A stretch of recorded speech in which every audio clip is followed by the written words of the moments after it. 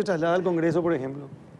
Y en algún momento pretendieron hacer algo así. Y después en el Poder Sí, Judicial sí, sí. y después en el Pero Ejecutivo. tienen razón los compañeros. ¿Qué es despectivo? ¿Qué es el término El que jugador utilizan? Fito Cabral no está desarrollando ni teniendo el despliegue que correspondería tener, así tener que haber transmitido un partido. Claro, no, queda a criterio. No, Pésimo partido de que Fito es Cabral. que es No, menoscabo. no, ¿verdad? No. Bueno, volvamos al penal Sí. de Pedro Juan Caballero. En realidad que el otro día alguien dijo el sistema penitenciario está podrido. Y yo dije, no hace falta ser tan inteligente para una cuestión como esa, ¿verdad? Ministra, usted dice que en las celdas, en Pedro Juan Caballero, había unas chapas en torno a las rejas, o cómo es eso, no entendí muy bien. La puerta de la celda es una reja Es una reja. abierta. Sí. ¿Verdad? Esa reja estaba tapada para que no se vea del otro lado. Esa puerta. Claro, sí, las rejas. ¿Y Sí. quién puso la chapa ahí? Y eso es lo que hay que investigar. No importa quién haya puesto, que se haya permitido. No, pero no, esa, pues esa es la no. responsabilidad. Ahí está, El y eso interno también- va a hacer cualquier cosa. Eso ¿verdad? también en el lugar donde se hizo la excavación, donde se hizo el túnel, también estaba tapado, estaba cubierto. Y entiendo que sí. No, yo entiendo que no importa quién hizo, ¿verdad? Pero alguien le pudo permitir. Claro, ¿Cómo esa chapa cómo entra y para qué? Alguien tuvo que decir, bueno, que entre. Y llamativamente se pone para que no se vea desde la puerta. Claro. Por eso es que ahí uno puede entender por qué no se veían esas bolsas de arena y cosas por el estilo. Sí, pero en la requisa sí se abrió, se entraron todas las celdas. Hay fotografías Pero en la del requisa entraron procedimiento. ¿quiénes? ¿Los de penitenciaría nomás? Sí, los No, funcionarios no la penitenciarios. policía ni la fiscalía. Y eso es lo que ahora en el informe está el informe de la requisa y están las fotografías del procedimiento, que eso nosotros le entregamos toda la fiscalía porque tuvimos una reunión con la unidad. ¿Y ahí están las bolsas? No, ese día no estaban las bolsas. No estaban las bolsas, No, ese día no estaban las categóricamente. bolsas. Por eso Hay es un- importante la línea de tiempo que la investigación, porque nosotros creemos que la mejor forma o sea, la mejor colaboración que podemos hacer es darle a la fiscalía, dejarle trabajar. Ellos van a tener que hacer una línea de tiempo de la construcción que se tuvo del túnel en sí, porque nosotros hay, como decimos, versiones, rumores, Sí. después se desdicen de lo que dijo, pero hay ciertos hechos anteriores que son relevantes y que hay que tener en cuenta, como por ejemplo el fin de semana anterior, uno unos audios que creo que ustedes habían publicado, habla de que después de la requisa se comienza a acabar. Otro, inclusive, hay otra versión que corre por ahí que dice que se empezó a trabajar intensamente después del fin de semana, porque ¿qué pasó el fin de semana anterior? Por eso cuando hablamos de la necesidad de trabajar conjuntamente como una política de Estado para enfrentar, no solamente para reformar el sistema, que es la cuestión de fondo, sino para encarar la crisis penitenciaria. Y es por eso que nosotros ayer hicimos una presentación de un pedido al presidente de la Corte Suprema de Justicia de la reactivación de la mesa interinstitucional que se formó como consecuencia de la Cumbre de Poderes con una agenda bien específica y 4 ejes temáticos, porque hay un problema aquí de Estado y la corrupción también trasciende el sistema penitenciario del Poder Ejecutivo. Y te cuento, Carlos, Carlos Fito, un tema determinante que conté ya en otra oportunidad. El viernes anterior, no el viernes, la fuga fue sábado-domingo, Sí. el viernes 8 días antes. 8 días antes. Nosotros recibimos el arresto domiciliario, la orden de arresto domiciliario para los que estaban imputados como supuestamente ser sicarios del grupo Minotauro. Ese esquema nosotros le consultamos a la fiscalía porque viernes de feria a las 4:30 de la tarde, ya sobre la hora cerrándose el horario administrativo, viene una liberación de estas personas porque tenían supuestamente un arresto domiciliario con control policial en Pedro Juan. Sí. Entonces le comunicamos a la fiscalía y le decimos, ustedes saben de que se le está liberando a esta gente. Y ahí la fiscalía nos informa de que había una resolución de la Corte que suspendía la remisión del expediente a Pedro Juan y los jueces seguían interviniendo, ¿verdad? A pesar de que la Corte había resuelto que tenía que devolver el expediente de Asunción. Entonces, esa resolución nos informan y viene el sábado. De ese viernes de tarde al sábado a las 11 de la mañana que la Fiscalía nos presenta la copia de la resolución, hubo un total ambiente de tensión porque había una exigencia de liberarlos, ¿verdad? Y yo La personalmente... exigencia del juez. Primero el actuario el abogado, ¿verdad? Y el juez. El juez se llegó a constituir en el penal el sábado en la mañana. Increíble. Para exigir. Yo en mis años de abogada pasillera no recuerdo un caso, un antecedente como este de que un juez se constituya para exigir que se cumpla su resolución. Cuando la Fiscalía presenta la copia de esa resolución, el juez termina dejando sin efecto. Estos mismos imputados en este esquema, que al final no logran salir legalmente, terminan influyendo, según algunas versiones, en la continuidad del plan de fuga, ¿verdad? Entonces, cuando hablamos de enfocar y de encarar esta crisis como un tema, con esto quiero aclarar que no quito la responsabilidad del Ministerio de Justicia, no quito la responsabilidad del sistema penitenciario, pero los esquemas ya trascienden. Hay esquemas, policía, fiscalía, juez, sistema penitenciario, que están operando de esta manera. Entonces tenemos que encararlos todos juntos, ¿verdad? Por eso es que le pedimos a la Presidencia de la Corte que reconforme o reactive esta mesa con 4 ejes temáticos puntuales. Puntos vinculados a la seguridad dinámica, puntos vinculados a la inteligencia penitenciaria, puntos vinculados a la depuración de causas, porque no sé si ustedes recuerdan que después de lo que sucedió en San Pedro, el Poder Legislativo se puso las pilas, hizo unas modificaciones legislativas a los efectos de facilitar la depuración de los procesos. Y hubo una merma importante de ingresos, la defensa pública consiguió 1.700 libertades de gente que ya no tenía más que estar privada de su libertad. Sin embargo, hoy tenemos la misma cantidad de personas que teníamos cuando ocurrió lo de San Pedro, o sea, en junio del 2019. O sea, hoy el problema ya no es más la ley. Y no tenemos capacidad física, nosotros tenemos una discusión. Nosotros supuestamente tenemos 9.500 plazas para hoy 15.450 personas. 9.500 plazas. El Mecanismo Nacional de Prevención de la Tortura, que hizo un estudio bastante exhaustivo, dice que nuestras plazas son solamente de 4.000. O sea, no hay más lugar físico donde poner a la gente sumado a estos grupos, porque también fue el cuestionamiento del tema de que por qué el PCC está todo junto. Imagínense si yo le pongo a un presunto miembro del PCC en un pabellón donde están los del clan Rotela, le van a matar, o viceversa. Hay una cuestión, o sea, la cantidad de presos, la cantidad de gente que tiene condena, creo que es poquísimo el porcentaje. 25%. Tiene condena. 25 del total, 75 no tiene condena, por ejemplo. Ahí hay una deficiencia del Poder Judicial, claro. Entre otras cosas, ¿no? Volviendo a la ministra de Justicia, las chapas. ¿Alguien dijo quién metió quién? Nadie. ¿Usted no le preguntó y no se le preguntó a alguien? ¿O eso ya después se supo, ministra? No, el tema de las chapas es algo que yo verifiqué ahora, ¿verdad? Y que la Fiscalía tomó nota y está investigando eso, ¿verdad? Pasa que yo no puedo hablar y no corresponde luego que lo haga hasta tanto el personal penitenciario que está imputado en la causa deba declarar, porque las medidas que toma el Ministerio sobre la base de la ley 1626 están suspendidas. El sumario está suspendido porque están imputados. Eso dice la ley que así debe ser. Pero lógicamente la chapa, si se pone para interrumpir la visibilidad, es con algún propósito. Claro, ¿verdad? Claro. Y se les permite, y bueno, entonces uno puede suponer que a partir de ahí empezaron a cavar para que nadie vea cómo cavaban el túnel, algo por el estilo. Exacto. Un recluso habló, primero dijo que él salió por el portón. Sí. Y después dijo que él dijo eso porque la policía le obligó a decir eso. Sí. Yo, cuando presentábamos la nota en la radio, yo decía, no sé hasta qué punto podés creer o no creer en lo que te dice, pero va a formar parte de la investigación. Va a formar parte de la investigación. ¿Por qué es importante saber por dónde se salió? Porque es cierto, el personal penitenciario tiene la mayor responsabilidad siempre. Pero ¿qué pasó? Usted nos contó que habían solicitado, después de aquella advertencia que hicieron el 16 de diciembre, sí, habían solicitado refuerzo policial y militar. Y una vez que se sale del local del penal, ya queda a cargo de la policía y de los militares, así, ¿verdad? Y bueno, entonces una cosa que te digan, saben que salió por el túnel, sí, y bueno, burló la seguridad y se fueron. Pero no es que el túnel te sacaba a la calle, el túnel te sacaba todavía a un patio de la penitenciaría, había que cortar un tejido para salir. Y ahí nadie, absolutamente nadie vio nada.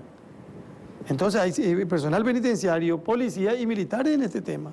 Claro, de hecho que están ellos también todos sumariados. No, una cosa está sumariada, los otros están imputados. ¿Por qué la diferencia? Y eso es el trabajo eso de la tendríamos que preguntarle a la Fiscalía, Fiscalía, sí, ¿verdad? Sí. Y ya se sabe exactamente quiénes son los fugados, porque hubo un espacio de tiempo bastante importante en el cual no se sabían si eran 90, 70, no se tenían las fotos, esta cuestión del sistema AFIS que no estaban utilizando dentro del penal. Realmente eran 76 y ese último, el 6, Sí. fue el que se le recapturó ahí cuando estaba saliendo sería a las 5 de la mañana, ¿verdad? Sí.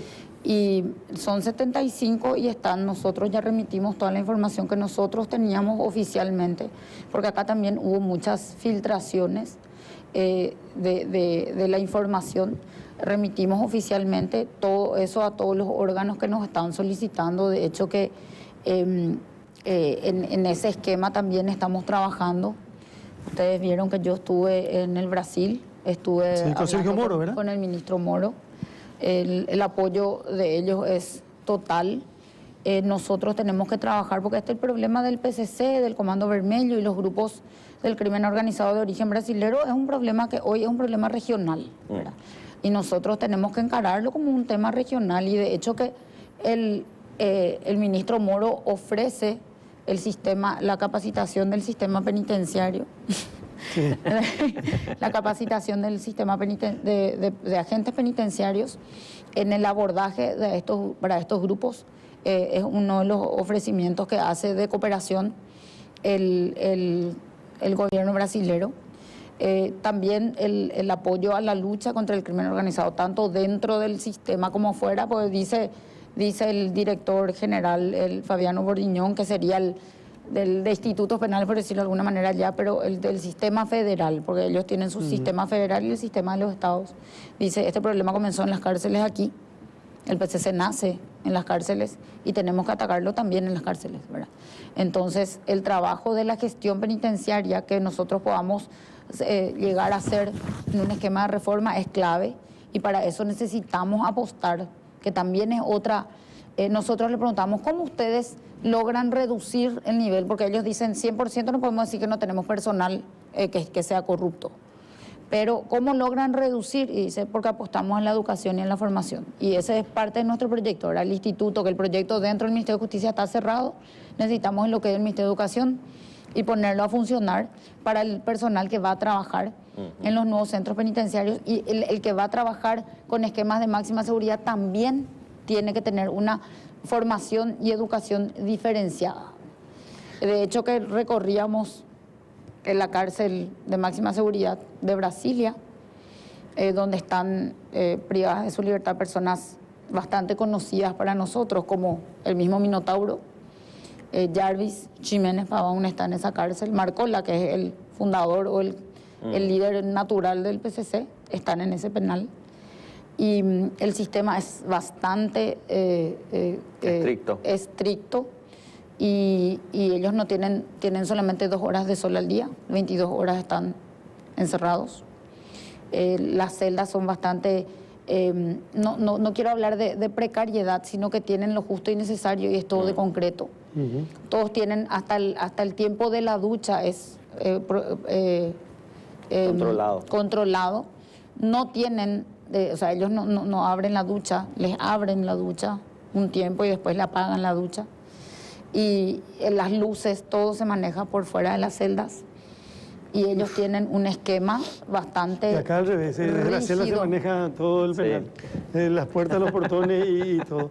No, volviendo nomás a la forma en que porque yo insisto, un recluso dice, salimos por el portón, salimos por los Poguazú salieron acá, bueno, pero él dice también que el túnel se empieza a acabar después del 30 de diciembre.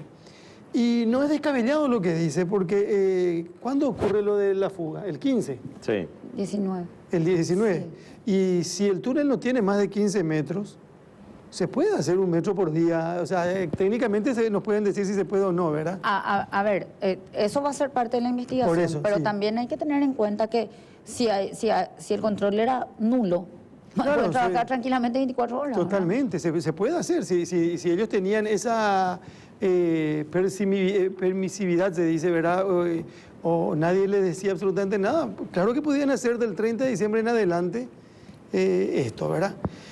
Yo tengo la información de que se fueron todos por el túnel, todos salieron por el túnel.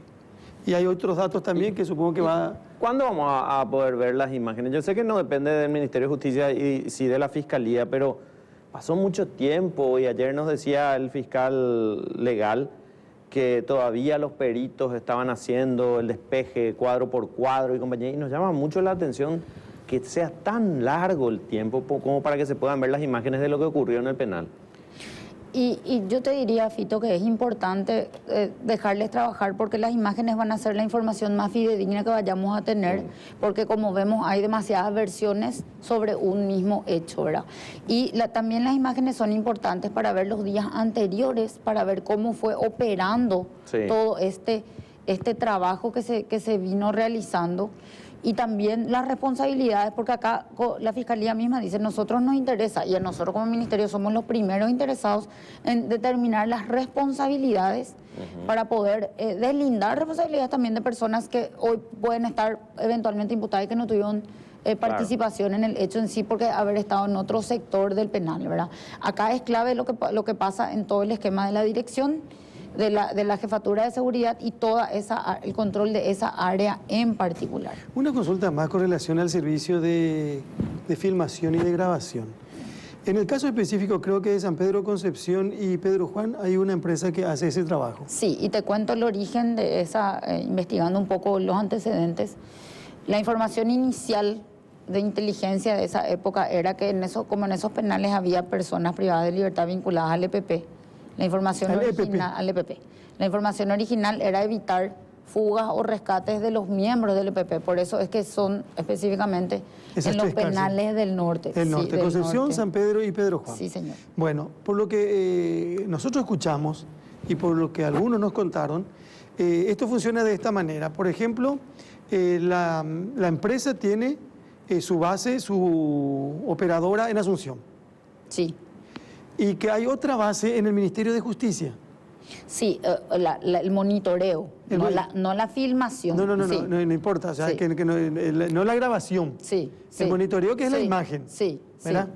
Y que otro monitoreo, pero con grabación, está en el penal. Sí. Hablemos específicamente de Pedro Juan Caballero, ¿verdad? Sí. En Pedro Juan Caballero ellos tenían la posibilidad de sentarse y mirar todo el movimiento a través de estas cámaras. Sí, yo creo que son 16 cámaras o algo por el estilo, no estoy seguro cuántas, ¿verdad? Bueno, entonces en Pedro Juan vos podías mirar y al mismo tiempo en Pedro Juan se grababa. Solamente en Pedro Juan se grababa. Eso es lo que me dijeron. Sí, eso es lo que dijo la empresa. ¿Verdad? Sí. Eso es un La empresa monitoreaba también, pero no podía grabar. Ese es un caso de error. Es un caso de error. Categórico. ¿Verdad? Pero también dice que monitoreaba Justicia y Trabajo. Justicia no. Ay, me quedé confundo. Ya le voy a meter en otro lío a Carla García Lupo, ya tiene suficiente ella sin esto, ¿verdad? Sí. Justicia, ¿verdad? Pero Justicia no tiene un personal que está mirando, Pedro Juan Caballero, 24 horas. No, 24 no. Ahí está el problema nuestro, ¿verdad? Por la falta de personal, nosotros tenemos personal que monitorea. Entonces, ¿para qué contratás un servicio de ese tipo si no vas a poder usar? Porque eso significa plata. Porque a nosotros la empresa no nos reportó nada. Claro. Y la empresa, digo yo, si la empresa está acá, y la empresa tenía control permanente las 24 horas con relación, porque yo lo que quiero que me expliquen el monitoreo, ¿qué significa? Que estás viendo permanentemente el movimiento en esa cárcel. Y vamos a suponer que la empresa y Justicia, olvídate del penal, Fito, del penal Pedro Juan Caballero, tenían el monitoreo. Entonces ellos ven que a las 2 de la mañana empiezan a movilizarse y están, no sé si la imagen permite ver o no cuando están saliendo, algo por el estilo. Hay un movimiento raro. ¿Qué es lo que se tiene que hacer? Advertir. Avisar. Primero el que tenía todos los elementos como para saber el movimiento de la cárcel de Pedro Juan. El director. No, ahí está la base. Claro, pero en la oficina del director. ¿Y si el director está en su casa? Era una oficina de guardia, Carlos, donde hay si el director está en su casa? Craso error que funcione en la oficina del director. Sí. Craso error que el único lugar donde se grabe sea justamente eso, cuando todos los días se habla de la complicidad, desde el director para abajo, del personal penitenciario con los reclusos, especialmente con los de ¿Qué pasa? El director se va a su casa en un horario X. Entonces el Ministerio, ¿Quién controla el Ministerio de Justicia, Fito? Normalmente los directores no viven luego en los penales. Sí, no, por supuesto que no. Es que no deberían tampoco... O sea, hace un horario de, digamos, de oficina. termina su horario de oficina, él ya ve a su oficina y se va. Y queda libre el monitoreo, no hay nadie ahí. Yo le escuché decir al representante de la empresa que hacen este trabajo de monitoreo y grabación, que es decir, por ejemplo, que ellos esa mañana empezaron a revisar Sí. y que no pudieron ver todo, pero ¿qué es lo que están revisando si ellos no tienen la grabación? O el personal de ellos le dijo que no se percató en la madrugada de que hubo movimientos raros en el penal. Eso. O que se quedaron dormidos. Uy, no, pero que, ¿sabes qué? No ha de ser más aburrido que estar mirando lo que pasa, pero si es tu trabajo tenés que hacerlo y tenés que reportar Sí, inmediatamente. yo entiendo que el esquema tiene cierta lógica en el sentido de que hay distintos puntos en los cuales se puede monitorear y que el director no va a estar 24 horas en el penal. No, que no esté el director. Que el ministerio probablemente no va a tener una persona 24 horas allí, porque tampoco humanamente es posible, No, o pero financieramente no hay recursos. No, pero Se ahora vamos a tiene tener que que tener. quitar de otro lado para Pero poder la hacer. empresa que provee el servicio es la que está obligada a tener 24 horas el monitoreo y reportar cualquier tipo de irregularidades que se detecten.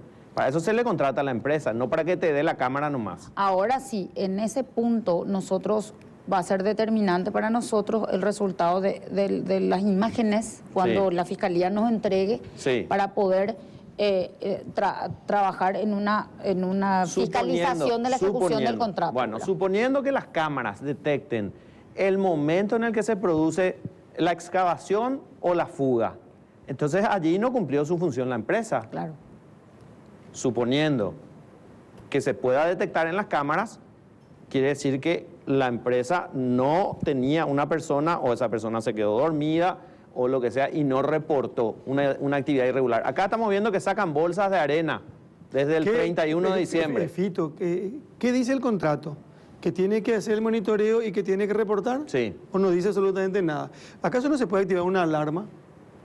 En cualquier parte hay un sistema. En tu casa ocurre un movimiento raro, vos tenés un servicio de alarma y suena. Sí. Entonces tendría que sonar en cada una Claro. de esos penales. Por eso que hay muchas cosas que parece que se hacen mal de propósito para que justamente ocurra esto. Y estamos pasando y hemos pasado la vergüenza mundial ante un hecho ¿Y si de este tipo. Y si la empresa no reportó y se llegara a ver en esas imágenes, ¿hay alguna cláusula del contrato en la cual ellos... Claro que sí. Se rescinde. Se rescinde y se suspende en este caso y se rescinde, porque como es en el marco de una licitación, hay un proceso de fiscalización y de suspensión porque es un contrato resultado de una licitación pública. Yo recuerdo que aquel domingo iniciábamos el programa con Luis Vareiro acá y saludándole a la ministra de Justicia y ella hablaba de un backup Sí, que no existe. ese es el backup que estaba en la dirección. Sí, pero un backup pues es No, a es un ver, complemento. claro, el backup es una copia de seguridad Sí. además de la que estaba Claro, en el porque penal. dice, O sea, no, independientemente que Sí. pudieron haber desconectado o llevadose la grabación, porque Sí. estos delincuentes se preparan para todo. Agarraron el equipo, así como está, llevaron de la oficina del director. Sí. Entonces no me preocupo porque si yo tengo un backup acá en la base central. hay. Y no existe. No. Tiene todo lo que había, estaba en el penal y tiene la fiscalía. Por eso es tan importante que cuando tengan nos den para que nosotros tomemos las medidas, Sí. porque hoy va a haber una versión y otra versión de lo que realmente pasó y para controlar las imágenes son claves. Y para cerrar, no quiero dejar de preguntar esto que ya dije y mencioné más de una vez hoy en La Lupa. Alerta por posible atentado de los reos del PCC fugados. Yo sé que ya no tiene, porque al ganar la calle ya es una responsabilidad de la policía Del Ministerio del y Interior. del Ministerio del Sí. Interior. Pero esto tampoco se puede descartar, ministra. Bueno, nosotros hablábamos con el ministro Moro de este tema. Él o sea, conversábamos sobre esa fuga que ellos tuvieron al día siguiente, en menos de 24 horas, en Brasil. En Brasil, en Acre, en Río Branco, en la ciudad de Río Branco. Ellos tuvieron una fuga de 26 también miembros del PCC de un penal. En ese caso, él nos dice que es una coincidencia, que no tiene nada que ver una cosa con la otra. Que ellos hasta me dicen en una forma, es lamentable que tengamos que decir esto, pero nosotros tenemos fugas todo el tiempo, sobre todo en los penales estatales, ¿verdad? En las cárceles de los estados. Y ellos de por sí no tienen una información concreta de que se hayan escapado para hacer algo, ¿verdad? O sea, yo no puedo contestar eso a mí me gustaría que contesten la Policía Nacional y el Ministerio del Interior, ¿verdad? Bueno, y acá me dice alguien, y voy a preguntar, dice, en todas las cárceles se llama de mañana y tarde la lista de internos Sí. y se paga 2.000 guaraníes por cada interno. Se cobra a la mañana y se cobra a la tarde. Sería 4.000 personas por interno cada día. 4.000. 4.000 por Guaraníes. interno, Y 4.000 guaraníes. para llamar la lista. Sí. Pero si ¿eso es cierto o usted no sabe? No, No, es legal. no es legal y no debería de cobrarse por llamar, No, llamar la que lista, no, ¿verdad? evidentemente Pero que no. es si los internos siempre le piden a los familiares sencillo, plata chica, Y ahí no hay porque no hay todo feriado, se nada. paga, todo se paga. Y calculada 2.000, 4.000 por día de la cantidad de recursos que hay. Absolutamente todo Monto se paga. millonario, Es ministro. otro mundo el penal. Ahora nosotros terminamos en Pedro Juan y vamos a comenzar los otros penales con el AFIS móvil, celda por celda. Estamos haciendo ese correcto. trabajo. Celda por celda, se va de gente de acá con la policía. Y vamos a suponer que se haga eso de 4.000. ¿Cómo comprobar? ¿Cómo haces todo eso? Ahí tiene que estar todo complicado. Usted sabe. Es un problema, nunca maquillamos que el sistema está en estas condiciones. Por eso siempre dijimos que hay que comenzar de cero. No podemos dejar de implementar tecnología, pero al final del día la tecnología la manejan los seres humanos. Entonces tenemos que trabajar en la formación del personal, categóricamente. ¿Por dónde salieron los 75? 76, el 76 sí salió por el túnel, eso es 76 categórico que hay en el No, por eso digo salió. los 75. Para la ministra de Justicia. Yo creo que salió por el túnel. Gracias por venir a La Lupa esta mañana. Muy gentil. Gracias a ustedes. Cecilia Pérez, ministra de Justicia, con nosotros.